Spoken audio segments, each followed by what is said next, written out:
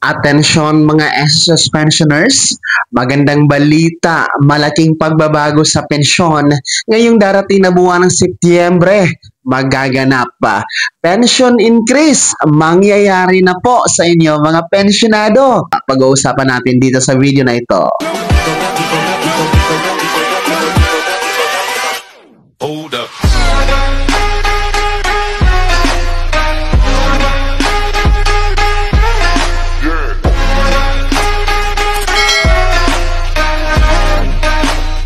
Hello mga ka-vlogs, welcome dito sa aking YouTube channel. Magandang araw po sa lahat ng mga manonood. Saan po kayong dako sa mundo? Kumusta mga ka-vlogs? Magandang balita mga SSS pensioners dahil ngayong darating na buwan ng September, malaking pagbabago sa inyong SSS pension magaganap. Dahil SSS pension increase, mangyayari na sa wakas. Mamaya-maya pag-uusapan natin. Pero kung bago ka pa lang dito sa aking YouTube channel o di kaya hindi ka pa nakasubscribe, abay click nyo muna ang ating subscribe button na nasa baba. Huwag kalimutan na pindutin ang notification bell, ilagay sa all para naman updated ka sa lahat ng mga videos na aking i-upload. So eto na, makinig lahat ng mga pensyonado ng SSS. Yung 3.8 million na mga pensyonado sa SSS. Magandang balita po dahil ipapatupad na ngayong darating na buwan ng September. Next month na po, ang SSS pension increase. Mangyayari na po sa wakas, no?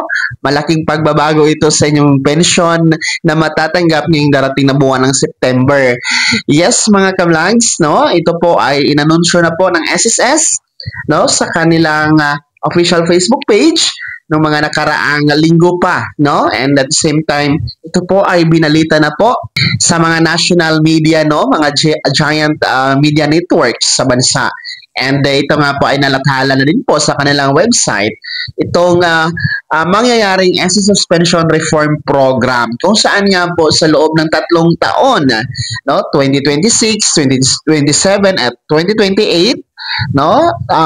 Simula ngayong September ay magkakaroon po ng increase ang ating mga pensyonado sa kanilang matatanggap na pensyon. Yes po, no? 3 taon ito na sunod-sunod na pension increase na magaganap from 2025 ngayong taon hanggang 2028.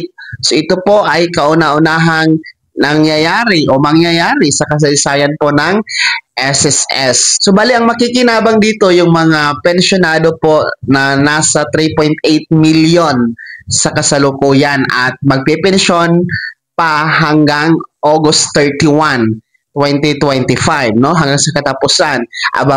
Kasama pa kayo sa makakatanggap ng pension increase simula ngayong September. So para po sa mga retirement pensioners and total disability pensioners, 10% po ang inyong pension increase na makukuha simula ngayong September. At para naman po sa death or survivor pensioners, 5% po ang inyong makukuhang pension increase simula September.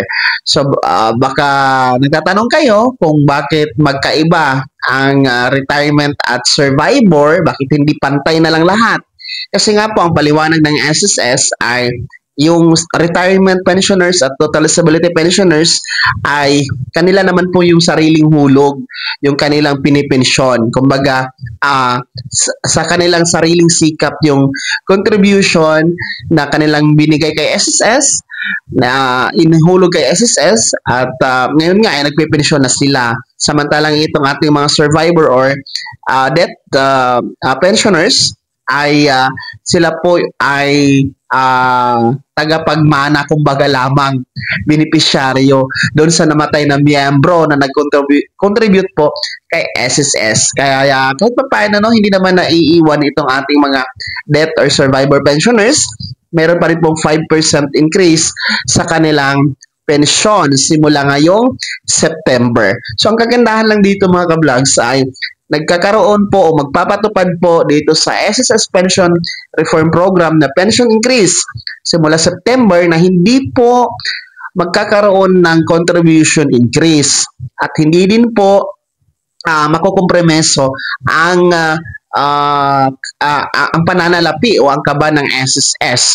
So, yan po ang siniguro ng SSS management, no, na walang magaganap na SSS contribution increase dahil dito sa pagpapatupad ng pension increase. So ito po ay direktiba ni Pangulong Bongbong Marcos na magkaroon po ng programa na matugunan yung panawagan ninyong mga pensyonado na magkaroon talaga ng pension increase dahil nga po sa matagal na itong pinaglalaban ng ating mga pensyonado at nagtataas na din po ang mga bilihin, mataas na ang inflation sa kasalukuyan, kaya nararapat po, no? So magkaiba po ito ha sa 1,000 piso na pension increase na pinatupad noong 2017, no? Magkaiba ito mga ka-vlogs dahil yon ay naka-fix po yon na 1,000 talaga. Dito naman po sa ipapatupad na SSS Pension Reform Program simula ngayong September ay gradual lamang yung by percentage, kumbaga yung inyong pension increase na makukuha mga ka-vlogs. So mas okay ito dahil mas malaki din po ang makukuha na pension increase doon sa mga matagal na o malaki ang contribution na naiambag kay SSS. So in general po, sa loob ng 3 taon, mula ngayon 2025 hanggang 2027, ay mayroon pong total of 33% na pension increase na makukuha ang ating mga retiree at total disability pensioners, and a total of 16% para sa ating mga survivor pensioners mga ka-vlogs. So malaking tulong ito sa ating mga pensyonado kahit paano merong pension increase na mangyayari, at yan po ay simula na sa susunod na buwan ng September, kaya asahan niyo po ha na ngayong next month, September po, ay malaki kaysa inaasahan ang inyong pensyon na makikredit sa inyong ATM card. Kaya naman mga SSS pensioners, ano po yung comment at reaction sa balitang ito? Kayo ba ay nagagalak dito sa magaganap at mangyayari na pension increase ngayong darating na buwan ng September 2025? Ibahagi niyo po yung comment at reaction sa balitang ito sa comment section na nasa baba. Pakilakip ng buong pangalan kung taga saan kayo para alam ko po kung saan nga ba naaabot itong ating video mga ka-vlogs. Bago ko magtapos sa video na to, kung gusto niyo po sumuporta sa aking YouTube channel, maaari niyo pong i-click ang ating super thanks button na nasa baba. Sa mga gusto maging miyembro, pwede po i-click nyo lamang ating join button. Maraming perks dyan mga ka-vlogs. Be my member now. Sana naging gabay ang video na to kahit paano pag-uusapan natin ng mamahalagang bagay-bagay na may kinalaman sa pagiging miyembro, benepisyaryo at pensyonado sa SSS. Kung hindi ka pa nakasubscribe dito sa aking YouTube channel, maaari nyo nang i-click ang ating subscribe button na nasa baba. Huwag kalimutan na pindutin ang notification bell, ilagay sa all para naman updated ka sa lahat ng mga videos na aking i-upload. Maaari nyo din i-like ang video na to.